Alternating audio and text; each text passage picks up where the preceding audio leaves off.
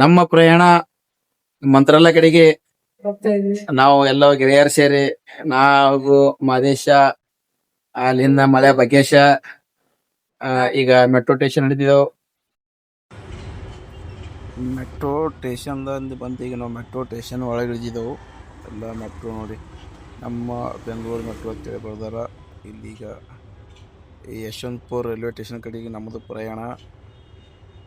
ಈಗ ನಾವು ಈ ಮೆಟ್ರೋಲಿಂದ ಹೊರಗಡೆ ಬಂದಿದ್ದೆವು. ಫುಲ್ ಜನಸಾಗರ, ಎಲ್ಲಿ ನೋಡ್ತಿರಲ್ಲ ಜನಗಳು ಹಾಗೂ ಫುಲ್ ಜನನಲ್ಲಿ. ಈಗ ನಾವು ಮೆಟ್ರೋ ಇಳಿದು ಈಗ ಯಶವಂತಪುರ ರೈಲ್ವೆ ಸ್ಟೇಷನ್ ಕಡೆಗೆ ನಡೆದಿದ್ದೆವು. ಅಲ್ಲಿಂದ ಟಿಕೆಟ್ ತಕ್ಕೊಂಡು ಸೀದಾ ನಮ್ಮ ಪ್ರಯಾಣ ಮಂತ್ರಾಲಯ ಶ್ರೀ ರಾಘವೇಂದ್ರ ಸ್ವಾಮಿ ಮಠಕ್ಕೆ ಇರ್ತದೆ.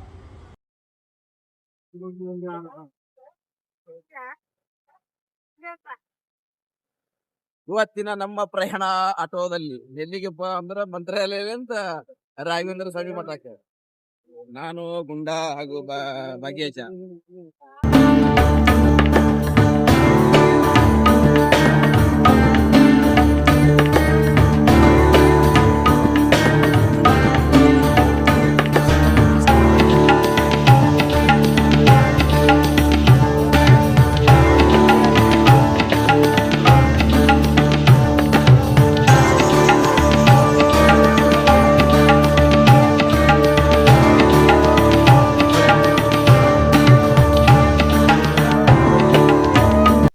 ಈಗ ನಾವು ಮಂತ್ರಾಲಯ ರಾಘವೇಂದ್ರ ಸ್ವಾಮಿ ದೇವಸ್ಥಾನ ಹತ್ರ ಇದ್ದೇವು.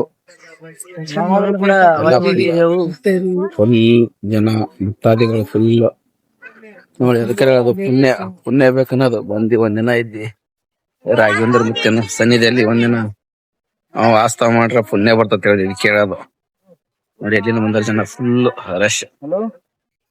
ಇವತ್ತ ಸಂಕ್ರಾಂತಿ ಬೇರೆ ಎಲ್ಲ. ಎಲ್ಲರೂ ಹೊಸ ವರ್ಷದ ನಮ್ಮ ಹಿಂದೂ ಸಂಪ್ರದಾಯ ಪ್ರಕಾರ ಮೊದಲನೇ ಹಬ್ಬ ಇದು ಸಂಕ್ರಾಂತಿ.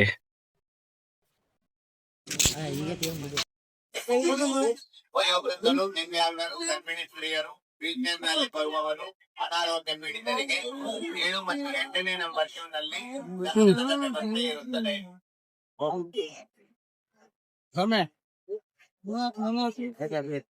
ನಾವು ದರ್ಶನಕ್ಕೆ ಹೋಗಿ ದರ್ಶನ ಮಾಡಿ ಬಂದಿದ್ದೆವು 4 ಮಂದಿ.